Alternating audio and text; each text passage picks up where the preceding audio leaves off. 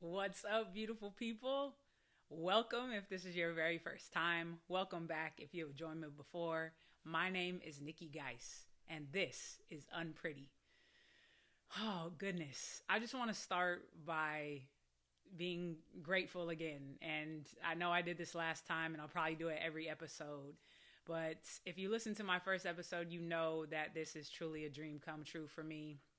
And even if just one person listens and is affected positively by anything I might have to say, that is a win for me. So thank you so much for joining me. In this second episode, I want to talk to you about something that has changed my life. And I know people kind of use that terminology a lot. Probably it's overused, but I'm going to tell you exactly why it's true for me. So this week, in my classroom, I am a teacher. I've been in education for 20 years now. I get to be an assistant principal. I get to teach our leadership course, and I get to be our girls basketball coach. So in my leadership class, I got to design it myself. And really, it came from what I learned in the book, What to Say When You Talk to Yourself. This is a book that is written by Shad Helmstetter. And it is all about the necessary skill of self-talk, especially when it comes to our own self-esteem and self-confidence. So if you're like me, for most of my life, I have struggled with self-esteem and self-confidence. And a lot of people are surprised, especially people that have kind of known me in the last maybe 8 to 10 years. They'll be surprised when I tell them that there was ever a time that I lacked confidence or lacked self-esteem. And the truth of the matter is some days I wake up and that's still something that I struggle with. But I am in a much better place now than what I used to be. And I'm telling you right now, the book, What to Say When You Talk to Yourself, is a huge reason why. So this book is more than just about positive thinking. It's more than just, saying good things about yourself. It takes you through the actual process of why self-talk works and how we can create it for ourselves. And so after I was actually recommended to read this book by someone who clearly saw that I was struggling with self-esteem and he couldn't understand why. And so he gave me the book and I didn't read it. Straight up, I did not read the book. And then probably about a year to 2 years later, I was like, all right, let me pick this thing up and see what it's about. And I read it and I was like, oh, okay, that's nice. But I didn't do anything with it. And then I read it a second time, probably a year or two after that. And that's when it sunk into me what it was really about. And when I was reading it, I had a pencil in my hand. I was taking notes and underlining some things that really stood out to me. And the biggest reason why I feel like this book is different than any of the professional and personal growth and development books that I've read, not that I've read all of them, but I've read a good amount. The reason for me that is different is because there's an explanation of why he does and teaches self-talk the way that he does, because it considers the fact that our brain works in a very specific way. in particular, the subconscious part of our brain. And so what he talks about in the book is that there's a lot of incredible books out there. If you go to Barnes and Noble, and I told this to my students, at which I'm so surprised and I'm so grateful that there are still teenagers that go to Barnes and Noble to buy actual books. That is a beautiful thing. So I asked them the next time they go to Barnes and Noble, go to the section that's labeled something like self-help or personal growth and development, whatever that label on that section is. And I told them to just go look at how many books there are. And there are a ton. And many of them have landed on bestseller lists. And that's a beautiful thing. And I'm so glad that there's so many people out there writing books to help people. I think that is fantastic. The reason that What to Say When You Talk to Yourself is different is because It's very specific to how the subconscious works. So I am no expert on most things. I'm not an expert on the brain. I'm just going by what he talked about in the book. So what I gathered is that the subconscious part of our brain is a filing system. That's how I think about it. I actually think about the movie Bruce Almighty with Jim Carrey, which I absolutely love. I saw it 3 times in the theater. There's this point in the movie where he's talking to God, Morgan Freeman, and he says that, Morgan Freeman as God says that he has like a filing cabinet basically on everybody, every human being that's ever existed. And Jim Carrey's like, messing around, joking, be like, mind if I have a look, And so Morgan Freeman's like, sure. And so Jim Carrey goes to pull out his file and it just takes him all the way, to the other end of the room. And that's our subconscious. Our subconscious records everything. Everything we've ever taken in, everything we've seen, smelled, touched, tasted, heard, experienced, it's in our subconscious. The thing about our subconscious is it doesn't matter to it whether the things going in are positive or negative, especially when it comes to how we talk about ourselves. And so this week I asked my students I asked them 3 things. 1, to give me a definition of self-talk based on what I had talked about in class. 2, I asked them, do you talk to yourself? And 3, I asked them, do they say / think mostly positive things about themselves or negative? And barely any students said that they don't talk to themselves. And if you're sitting here thinking that you don't talk to yourself, you're lying to yourself. We all talk to ourselves. It might not come out of our mouths, but we have thoughts about ourselves all the time. Specific thoughts about who we are, what we are and are not capable of, what we can and cannot do, who we can and cannot become. That is a part of basically human nature.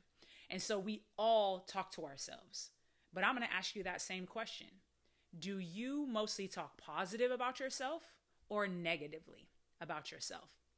And maybe you're somewhere in between. I'm going to tell you right now that those of us that lack self-esteem and self-confidence, I would say the scales are tipped towards the negative. And for most of my students, that is true too.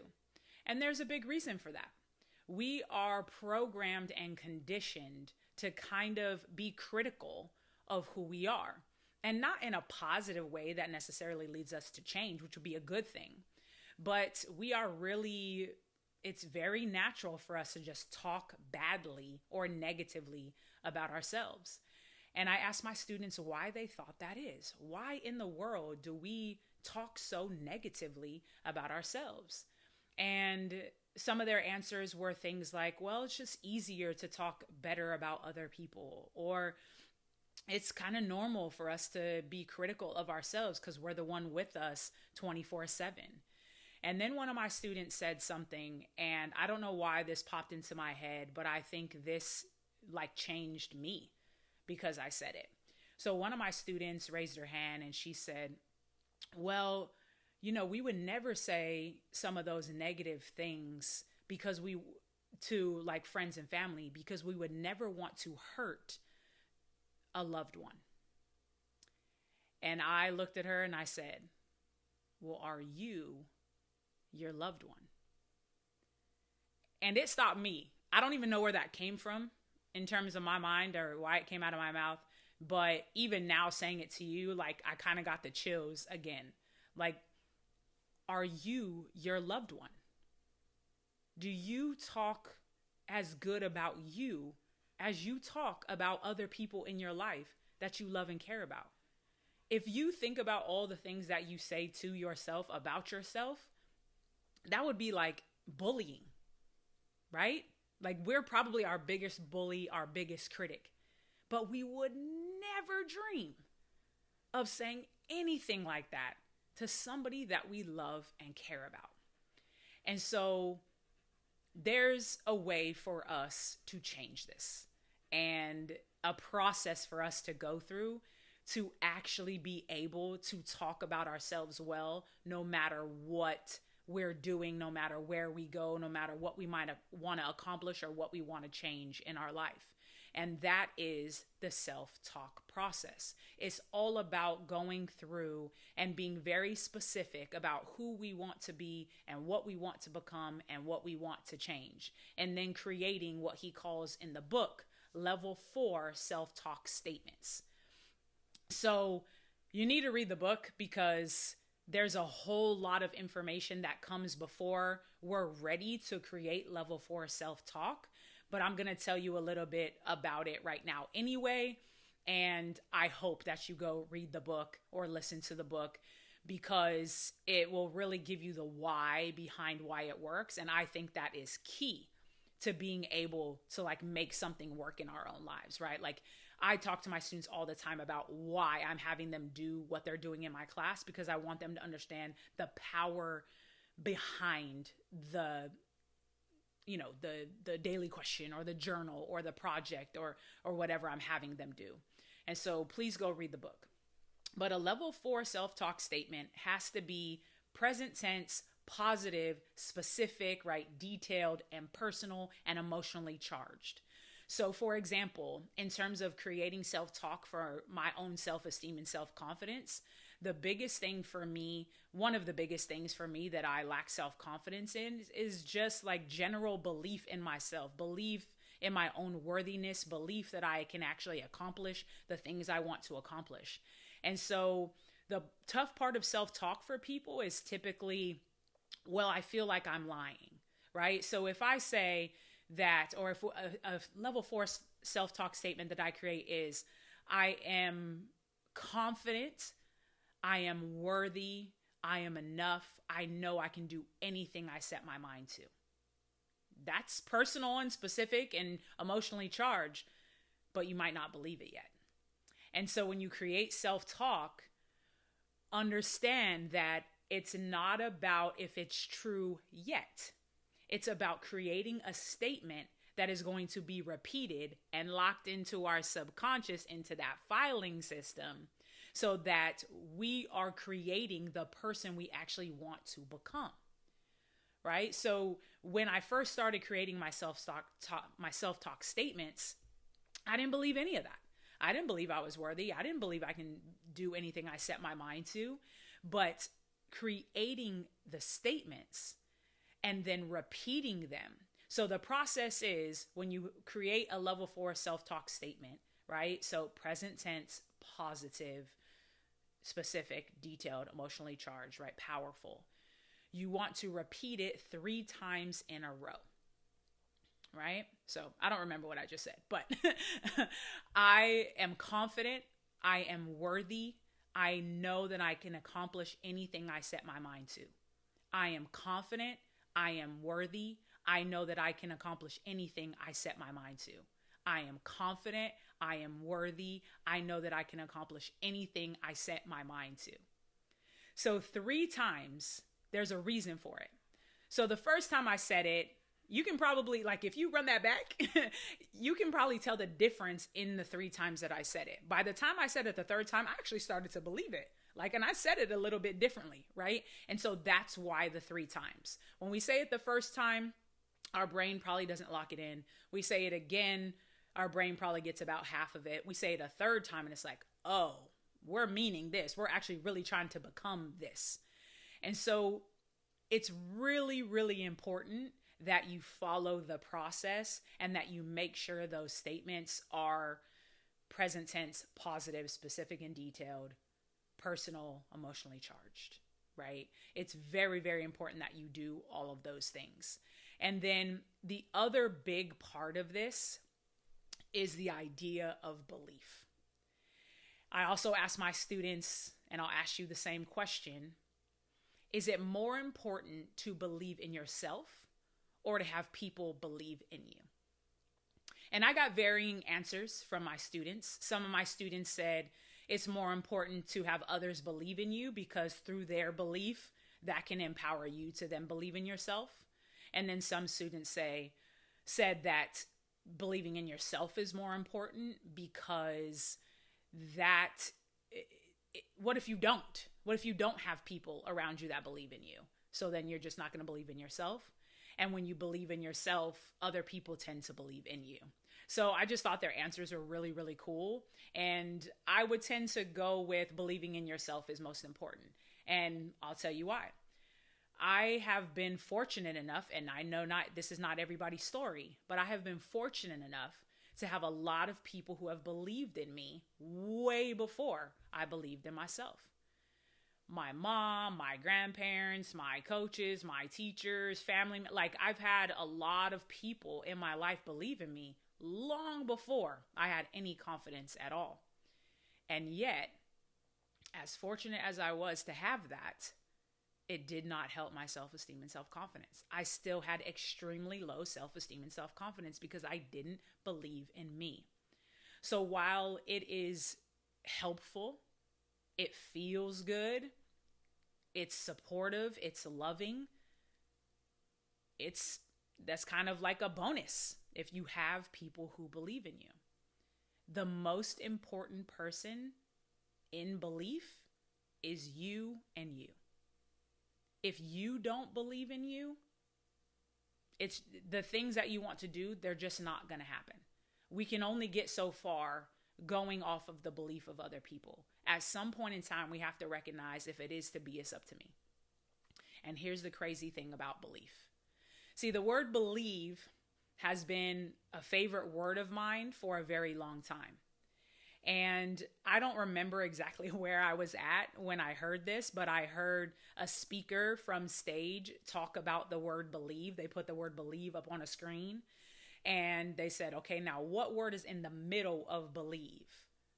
And that word in the middle of believe is, everyone, lie.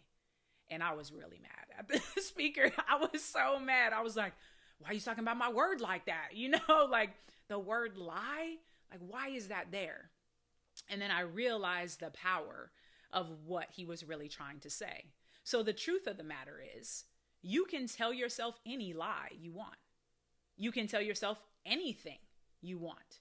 And most importantly, you can believe anything you want.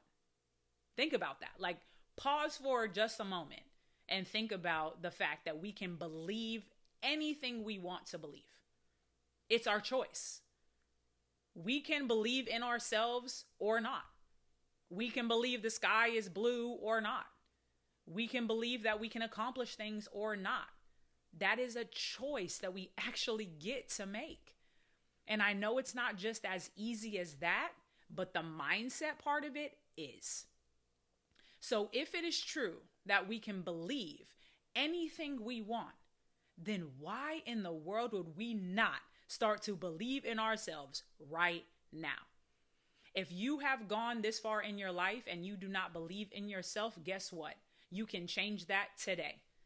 If you actually take those two things, just this idea that I can believe whatever I want, so why not believe in me?